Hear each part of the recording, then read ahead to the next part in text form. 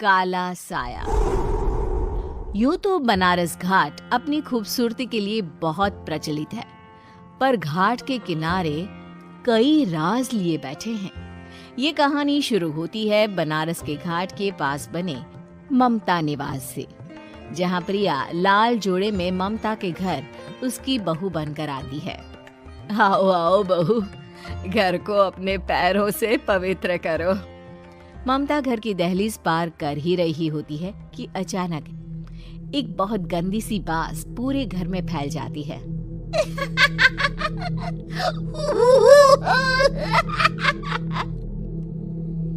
ये बदबू और ये आवाजें, ये कौन हंस रहा है माँ? अब ये पड़ोसी ना हमारे थोड़े अलग से है।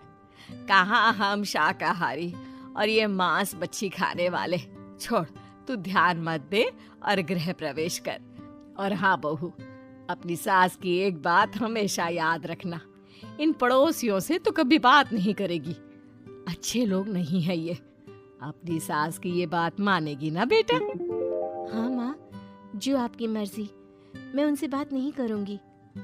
अगले दिन प्रिया अपनी पहली रसोई बनाने रसोई घर में जाती है।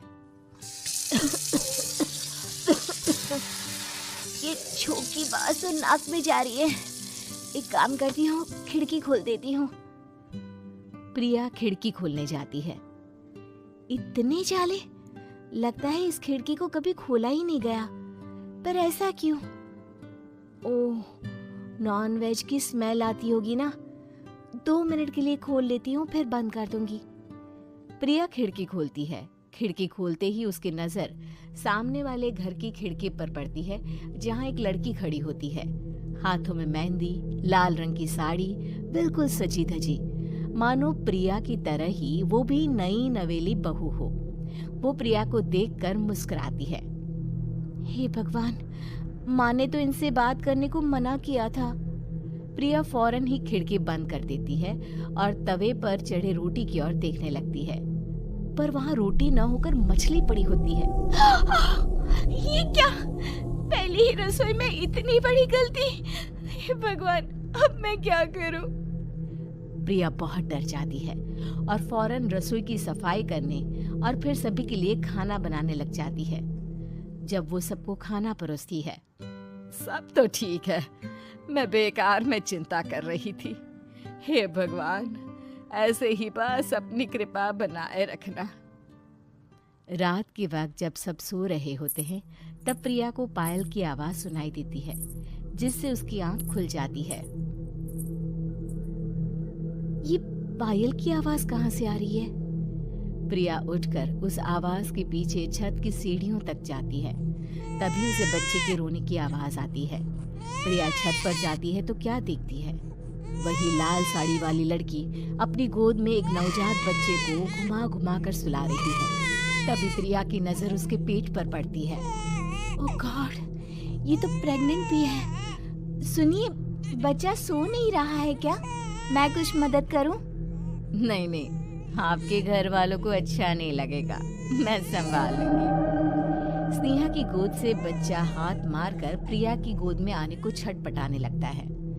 दोनों घर अगल बगल में बने होने के कारण प्रिया उस बच्चे को गोद में ले लेती है। प्रिया के पास आते ही वो सो जाता है। बच्चे का वो स्पर्श रात भर प्रिया भूल नहीं पाती और अगली सुबह वो छत पर कपड़े सुखा रही होती है। तभी उसे एक औरत इशारा करके बुलाती है। स्नेहा कह रही थी बाबू तुम्हारी गोद में आते ही सो गया। मैं गौरी, स्नेहा की माँ हूँ। बहू, घर आना, बाबू को खिला भी लेना।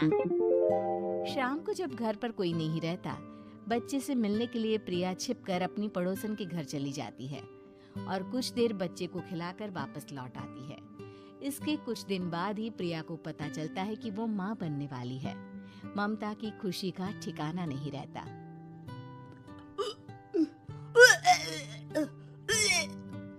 माँ जी, पता नहीं क्यों उल्टी आ रही है। प्रिया भागती हुई वॉशरूम में जाती है तो हरे और लाल रंग की उल्टी करती है। उस उल्टी में से कीड़े निकलते हैं। ये क्या? खून और ये कीड़े! माँ! माँ! प्रिया की आवाज सुनकर ममता दौड़ कर आती है, पर बेसिन में कुछ नहीं होता। प्रिया हक्की बक्की रह जाती है। ये सब क्या हो रहा है? प्रिया घबरा जाती है और अपने कमरे में जाकर सो जाती है। डर के कारण वो इतनी थक जाती है कि उसकी आंख लग जाती है। तब उसे ऐसा लगता है उसके पेट पर मानो कोई बैठा हुआ हो। कौन हो? प्रिया के पेट पर एक 5 महीने की बच्ची बैठी हुई थी जो बुरी तरह जली हुई थी। माँ, तुम ही मुझे लाई ना अपने पेट में? मैं तुम्हारी माँ नहीं हूँ। कौन हो तुम? माँ, देखो मैं जल गई बुरी तरह से। 6 महीने पेट में रहने को भी मुझे नहीं मिला। सहला दो ना माँ। बचाओ! बचाओ! माँ! ममता दौड़कर कमरे में आती है। प्रिया की बातें सुनकर वो सब समझ जाती है। तू कहीं बगल वाले घर में तो नहीं जाकर आई ना बहू? मुझे माफ कर दो, मैं गई थी माँ। उस घर में सब मरे हुए हैं बहू। कई साल पहले स्नेहा उस घर में बहू बनकर आई थी। कुछ ही दिन में वो एक बच्चे को जन्म देने वाली थी। पूरा घर बच्चे के आने की खुशी में खोया था कि एक दिन अचानक उस घर में आग लग गई। सब बुरी तरह जलकर मर गए। गौरी आज भी दादी बनने का इंतजार कर रही है और इसीलिए स्नेहा ने अपना अजन्मा बच्चा तुम्हारी कोख में डाल दिया। ममता ये कह रही होती है कि पीछे से उसके पैरों को एक बच्चा पकड़ लेता है। दादी, दादी। माँ, स्नेहा की गोद में यही बच्चा था। ये बच्चा कौन है फिर? तेरी मौत है। तेरी भी दादी। जिस चीज का ममता को डर था वही हो गया। ममता निवास के ऊपर मौत ने चादर बिछा दी थी। प्रिया का पेट ऐसे ही बढ़ जाता है मानो 9 महीने का हो। 2 हाथ उसके पेट से बाहर निकलते हैं।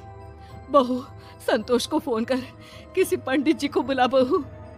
प्रिया का पति भागता हुआ घर आता है। ये तो होना ही था माँ। तेरा पाप तेरे सामने आ गया तो तू सह नहीं पा रही है। स्नेहा घर में आग लगी नहीं थी, माँ ने लगाई थी प्रॉपर्टी की लालच में। और वो बच्चा मेरी पहली पत्नी का बच्चा है, मेरा बेटा, जो कि उस आग की चपेट का शिकार हो गया था। मैंने तुमसे ये सब माँ के कहने पर छुपाया था। मुझे माफ कर दो प्रिया। तुम अगर चाहो तो यहाँ से जा सकती हो। मैं तुम्हें किसी भी बंधन में रखना नहीं चाहता। मेरी शादी हुई है आपसे, मैं आपको छोड़ नहीं सकती, पर उससे पहले हमें स्नेहा, उसकी माँ और बच्चे की आत्मा की शांति करवानी होगी। संतोष और ममता गौरी के घर जाते हैं। अंदर सब कुछ जला हुआ होता है। जमीन पर जली हुई लाशें बिखरी हुई थी।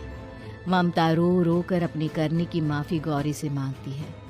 प्रिया स्नेहा के घर वालों का अंतिम संस्कार करवा देती है और ममता निवास फिर से आत्माओं के साए से मुक्त हो जाता है।